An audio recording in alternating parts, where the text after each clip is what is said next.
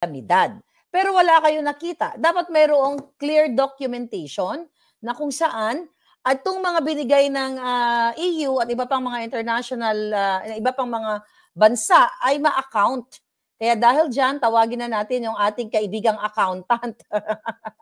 Tawagin na natin yung ating kaibigang abogado at accountant para mas lalong maipaliwanag sa atin.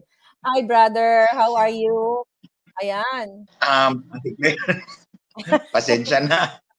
Talagang init na init ako eh. Tapos, alam mo yun?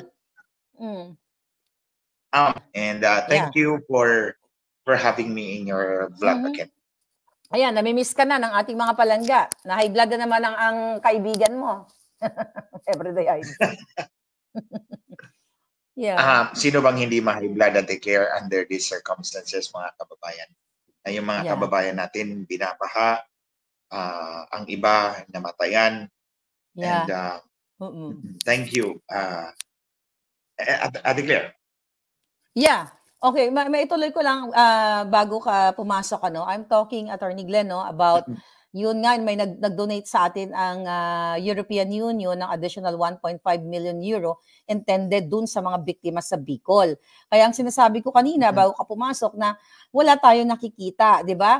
Walang accountability, walang transparency na dapat, di ba, ang gobyerno or LGU magsalta, this money na dinonate sa atin ng EU or kung saan mang bansa, eto, ibibigay namin sa inyo, ganito kayong lahat, kung ilan yung mga casualties, yung mga families na biktima, di ba dapat transparent?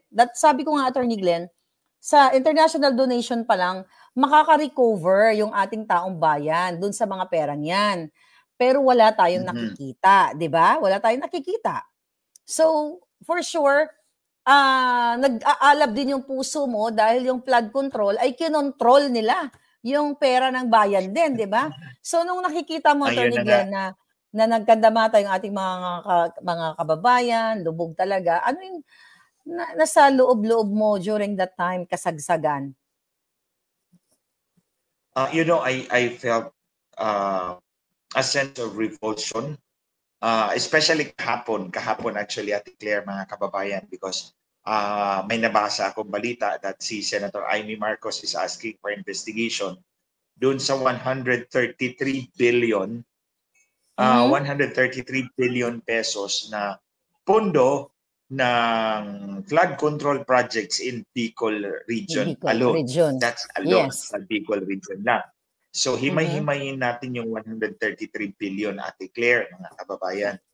So actually, ang sinabi niya, 133 billion pesos was allocated doon sa mga flood control projects for Bicol region alone in the past 6 years. So yung 133 billion, 6 na taon yun. Including 2024. So bibilangin natin 24, 23, 22, 21, 20, 19. So yung 133 billion pesos na yan was allocated to the Bicol region for flood control, over 6 years. So so yung 19, yung 20, 21, and part of 22 kay President Duterte yon. 2019, 2020, 2021, 3 years plus half of 2022. So 3.5 years kay Presidente Duterte doon. Tingnan natin Tingnan natin. Basta buong amount, 133 billion for Bicol region for flood control over 6 years. Yes. 3.5 years niyan kay President Duterte. 2.5 years kay Marcos Jr. So, mas lamang ang kay Presidente Duterte 3.5. Kay Marcos, 2.5 lang. Okay. Yeah. So, out of that 133 billion, 32 billion of that for 2024, Bicol region. So, 32 billion. So, ang natira is 101 billion from 2019 to 2023.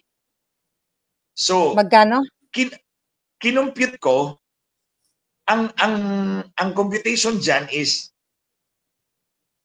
86.6 billion for 2023 and 2024. The last 2 years. Kay Marcos yan. 86.6 billion. Out of Ang natira 132. is 46. Oh, Mhm. out of 46. 133 billion, out of 133 billion, 86.6 billion the last 2 years, 2023 and 2024. Pero may share pa si Marcos sa 2022 kasi 6 months siya dyan eh. So, ang natira is 46.6 billion.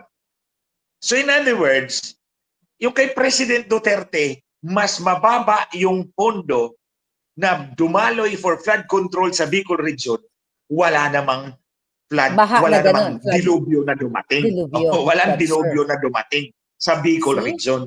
Kay Marcos, twice over, 86.6 billion in just 2 years, binaha ng husto yung Bicol region. You see, mga kababayan, ulitin ko ha, sa 133 billion na yan, 86.6 billion minimum kay Marcos yan. Si Marcos ang nagpa-release yan. Panahon niya yan.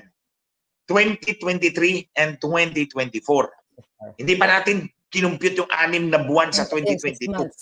Sobra pa yan actually. So 86.6 billion minimum, si Marcos na ang nagpa-release niyan ng flood control sa panahon na ni Marcos Jr. Ang kay President Duterte is kalahati lang. Wala pang kalahati at 46.6 billion. 4 years yan. 4 years yan ha. 4 years yan. May share pa dyan si Marcos na 6 months. Hindi ko alam kung magkano. So, ganito. Let's get the average. Yung 2 years ni Marcos, 86.6 billion. 2 years, divide by 2, 43.3 billion a year. Okay? 43.3 billion a year ang average ng flood control projects. Kay President Duterte, ang average is 11.65 billion a year. So in other words, si Marcos was releasing flood control projects 4 times much more than kay President Duterte. Yung kay President Duterte, walang dilubyo. Yung kay Marcos, 4 times na nga yung perang ni-release, nagkadilubyo pa ngayon. And so you wala get pang the picture? Wala pang calamity preparedness, walang rescue operation right there and then before and during the baha, the dilubyo. Dito muna tayo sa pundo, Ate Claire. Kasi papapanagutin natin dapat yung mga mananagot, dapat managot dito. Ulitin ko ha. Out of the 133 billion, 133 billion yan ha. 6 na taon niya ni-release. 6 na taon ni-release. Ang 4 na taon, actually 3.5 years lang kay President Duterte, may share pa si Marcos dito, 46.6 billion. Ang average na disbursement sa panahon ni Pangulong Duterte for flood control projects in the Bicol region is 11.65 billion. On the other hand, kay Marcos, at 86.6 billion for 2 years, the average expenditure, the average disbursement ng flood control projects for Bicol is 43.3 billion. So ibig sabihin, mas 4 times, halos 4 times, yung perang nilaan ng Marcos administration for flood control projects in Bicol. And you see now the dilubyo. Yung kay President Duterte is only 1/4 per year for 4 years, walang dilubyo nangyari. So anong ibig sabihin doon, mga kababayan? Ate Claire, ninakaw ang pera. Plain and simple.